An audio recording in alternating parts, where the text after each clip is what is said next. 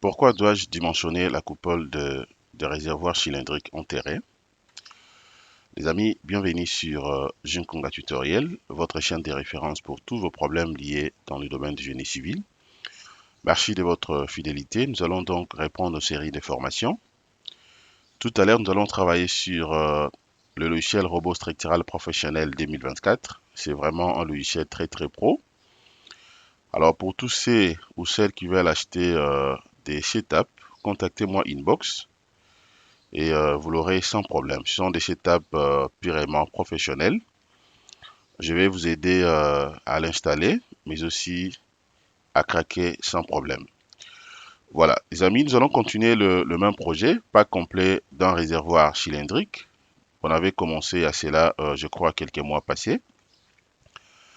Ce matin, nous allons donc enchaîner la partie 15. Nous allons voir ensemble avec vous comment l'ingénieur peut donc dimensionner cette coupole. Déjà, tout au début, je vous avais montré comment je l'avais modélisé. C'est une coupole qui n'est pas du tout compliquée à modéliser, mais c'est juste question de respecter quelques notions, quelques paramètres du logiciel pour ne pas commettre des erreurs. À l'entrée des jets également, vous allez remarquer que le réservoir que nous sommes en train d'étudier ici, c'est un réservoir donc cylindrique, c'est pas carré, c'est pas rectangulaire, mais plutôt c'est cylindrique. Comment maintenant je vais faire afin de dimensionner, ok, dans la coupole ici. Bon, déjà il faut savoir que la coupole c'est très importante pour les cas de ce type de réservoir. Donc restez connectés les amis. Tout à l'heure vous allez maîtriser comment vous serez donc à mesure de la dimensionner.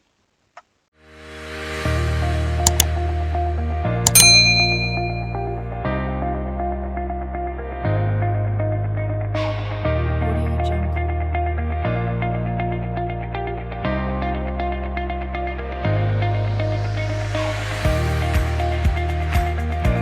Audio Jungle. Audio Jungle.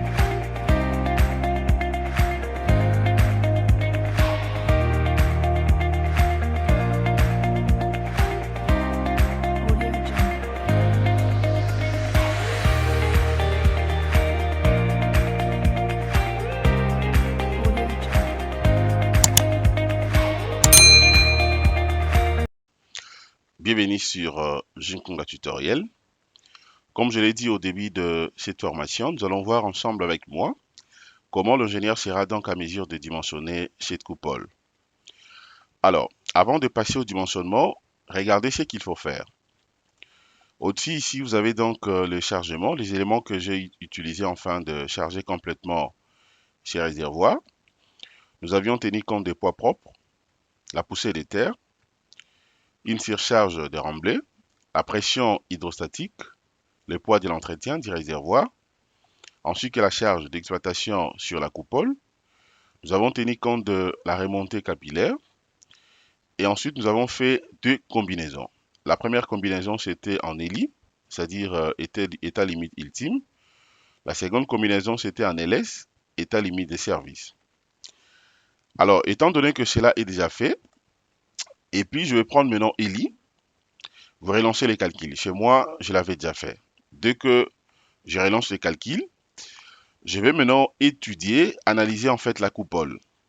Alors, pour analyser la coupole ici, l'idéal serait que vous puissiez le faire séparément.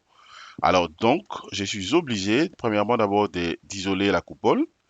Pour ce faire, je viens à côté ici. Je vais chercher tout simplement le panneau, d'autant plus que ce sont de panneaux. Ok, donc la coupole a été composée par des panneaux. Je viens là, je vais cliquer d'abord ici. Voilà, dès que je clique, vous allez voir que le panneau numéro 34 sera bel et bien sélectionné. Je vais l'isoler afin d'analyser ça séparément. Ok, ça vaut pas la peine de sélectionner les tout. Ok, dans tous les réservoirs. Là, je prie seulement la coupole. Et ensuite, je viens là. Je prends le résultat. Je descends sur cartographie du panneau. Voilà, je clique à côté. Attention, à ne pas confondre. Vous allez remarquer que si je viens ici, je prends résultat, je descends. Il y a cartographie des panneaux, ensuite que cartographie de barres. OK? Je l'ai déjà dit que pour la coupole, j'ai utilisé des panneaux et donc c'est important pour moi de venir ici sur cartographie panneau. Je clique et ensuite, que faire? À ce niveau ici, maintenant, je vais vérifier d'abord les différentes cartographies. Je peux commencer d'abord, par exemple, par la contrainte. Je peux voir également les efforts de membrane. Je peux vérifier le moment. Je peux voir la contrainte de cisaillement. Je peux vérifier le fort tranchant. Je peux voir aussi les déplacements et ainsi que la rotation ou les rotations parce que ça sera deux rotations. Je peux voir suivant la direction des X, tout comme suivant la direction des Y. Et ensuite, je peux voir aussi les réactions, ok, suivant X et suivant Y. Et enfin, je peux également vérifier les réactions du sol.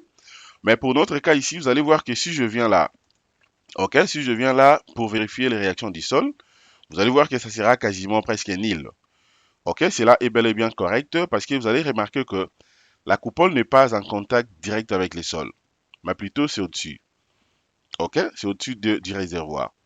Raison pour laquelle vous allez voir ici en termes de valeurs, donc je n'aurai pas assez de chiffres, d'autant plus que la coupole n'est pas en contact direct avec les sols. Différemment par rapport au radier, donc allez-y vérifier, vous allez voir que quand on avait dimensionné en fait les radiers de ces réservoirs, c'est là où on avait quand même une valeur, une grande valeur, d'autant plus que le radier est en contact direct avec les sols. Voilà. Alors ce qui me concerne, ce qui est beaucoup plus important pour moi, c'est quoi? Eh bien, je vais voir d'abord le moment. Je commence par le moment suivant la direction des X. Je vais donc appliquer. Voilà, j'applique. Ok, regardez comment cette coupole se comporte. Vous allez voir qu'en termes de moment, déjà la valeur max, c'est 0,93 kN/mètre. Ok, donc c'est pas vraiment complètement sollicité. C'est tout à fait normal parce que au niveau de la coupole, nous avions appliqué que, ok, la charge, justement, c'est comme je vous avais dit, la charge d'exploitation sur la coupole n'était pas vraiment beaucoup plus considérable. Donc je crois que c'était une charge de 1 comme ça, si je ne me trompe pas. Allez-y regarder la première vidéo que j'ai eu à poster, c'est là où j'ai tout expliqué. Voilà, donc déjà ici, je comprends très bien. La zone à craindre beaucoup plus, c'est la partie extrême. Vous voyez, dans la valeur max est là, 0,93. C'est vraiment rouge. De l'autre côté également, c'est max 0,93, suivant la direction des X. Je vais voir aussi suivant la direction des Y, question de me rassurer au moins. Voilà. Suivant la direction des Y, c'est là où vous allez remarquer que la valeur est un peu supérieure. C'est 1,05. Mais en réalité, 1,05 ne représente absolument presque rien. Alors, je mérite également vous rappeler que le titre que je suis en train de faire ici, je suis en train de travailler suivant la norme Bayel. OK? Suivant la norme Bayel, pour les cas d'un réservoir, comme je l'avais dit, pour un cas d'un réservoir, bien sûr, qui est rempli. OK? Dès qu'on finit cette partie, on verra également comment dimensionner un radier, disons comment dimensionner un réservoir, bien sûr cylindrique, mais pour les cas vides. OK? Vous le savez très bien, l'ingénieur doit bien mener ses études pour que tout se passe comme il se doit. Il ne suffit pas seulement de calculer, ok, ou de dimensionner les éléments des réservoirs pleins, mais aussi il faut voir comment dimensionner les éléments des réservoirs vides, afin de comparer les résultats à la fin. Voilà, je m'en vais maintenant voir suivant la direction de X, Y. Voyons la valeur. Voilà, là également c'est minime, 0,52. Et ensuite maintenant, qu'est-ce que je fais? Étant donné que je peux conclure en termes de moment, la valeur max, c'est suivant la direction des Y. Voyons rapidement la contrainte. La contrainte va me donner quoi ici? Une contrainte, je crois que ça ne sera pas trop. Voilà, exactement. La contrainte, ça fait 0,18. Suivant la direction des Y, ça sera combien? Là, c'est 0,14 X, Y. Voilà, 0,26 aux extrémités ici. Et puis là, voilà. Donc, déjà ici, il faut voir que la contrainte également, max, c'est suivant X, Y. OK? Regardez le parti rouge ici. Ce sont des zones un peu dangereuses, si je peux le dire comme ça, effort de membrane. Donc, vous pouvez tout voir ici, hein. Donc, pour moi, ce qui était important, c'était de voir d'abord la valeur de moment. déjà, je sais très bien, le moment, c'est suivant la direction de Y. Les extrêmes, ici également, c'est justement pour vérifier le valeur principal, ok? Pour les moments effort tranchant, moment fléchissant par exemple, et tout ce qui va avec. Vous voyez? Alors, ensuite, maintenant, qu'est-ce que je fais ici? Voilà. Alors, maintenant, dès que je viens là, je prends la valeur des moments suivant la direction de... Non, non, non, non, c'est pas au niveau des extrêmes. Moment suivant la direction de Y, c'est ça dans la valeur max. Et ensuite, maintenant, qu'est-ce qu'il faut faire? Eh bien, vous devez passer directement au dimensionnement. Vous voyez, le dimensionnement, vous savez très bien comment dimensionner un élément plat, comment dimensionner donc une dalle. Donc, c'est le même principe en fait. Vous voyez, donc si je vais dimensionner en fait cette coupole, ce qu'il faut faire, c'est quoi? Eh bien, vous allez tout simplement déconnecter déjà, ok, la cartographie ici, vous appliquez, et ensuite, vous allez sélectionner d'abord, en faisant bien sûr soit CTRL A, ou bien vous sélectionnez directement la coupole, et puis vous allez venir là, ok, vous venez sur dimensionnement, et en première position, avant d'aller cliquer sur ferraillage réel, non, vous allez commencer d'abord par le paramètre réglementaire. Venez ici, paramètre réglementaire. Voilà, vous allez donc définir un nouveau type de ferraillage. Ok, le numéro, c'est le numéro 34, hein, c'est un numéro à retenir. Soit vous copiez ça. Ferraillage. Ok, paramètre du ferraillage. Le nom ici, étant donné que l'élément que je suis en train de dimensionner, en fait, c'est une coupole, je vais mettre tout simplement coupole. Je mets coupole. Calcul se fera suivant et donc, quelle méthode je vais prendre même, bon, je laisse comme ça. Soit je prends en flexion simple, ou bien je peux prendre flexion plus compression. Je vais voir ce que le logiciel va me proposer. À défaut, je pourrais donc modifier. Voilà, matériaux. Dès que vous cliquez sur matériaux, vous allez remarquer que vous n'aurez pas de valeur ici, afin de le visualiser. Donc, il faut cliquer là. OK, vous avez béton, je prends là béton 25, tel qu'on avait commencé tout au début. Poids volumique là, ça sera donc 2500. Je vais confirmer 2500. Et les hautes adhérences ici, je vais travailler avec les armatures de 4 temps. Ainsi de suite, là, je laisse par défaut.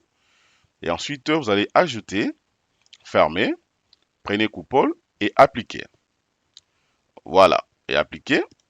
Le numéro, c'est le numéro 34. Je peux mettre également la 34. Je fais Enter. Alors, vous rentrez maintenant sur dimensionnement. Et ensuite, je viens là. Après le paramètre réglementaire, vous allez prendre maintenant cette fois-ci ferraillage dalle, ferraillage théorique dalle, voilà en béton armé. Vous cliquez là, vous voyez, vous cliquez, là je vais l'isoler. Voilà. Ensuite, bon, ici c'est simple, hein, donc ça vaut pas la peine, je pense, pour moi de continuer. Alors là, vous allez mettre seulement le numéro de panneau, ce panneau 34. Vous lancez les calculs. Et ensuite, dès que cela prendra fin, vous allez rentrer maintenant au dimensionnement et vous prenez directement ferraillage réel élément en béton armé. Et vous commencez maintenant à paramétrer les onglets. Jusqu'à la fin, vous allez donc dimensionner la coupole. Donc voilà les amis, c'est que je voulais vous montrer concernant cette petite formation. Je crois que la vidéo n'a pas été si longue et vous avez bien maîtrisé comment analyser, étudier et dimensionner la coupole d'un réservoir. OK? Alors, merci de votre disponibilité. Abonnez-vous massivement sur nos deux chaînes YouTube et n'hésitez pas de nous contacter en cas de problème pour ne pas que vous soyez dérangé. Je laisse toujours mes coordonnées et au niveau de la description afin de me contacter. Si vous avez aussi besoin d'approfondir vos connaissances, vous voulez acheter des setups, je suis bel et bien disponible. Excellente journée, au revoir.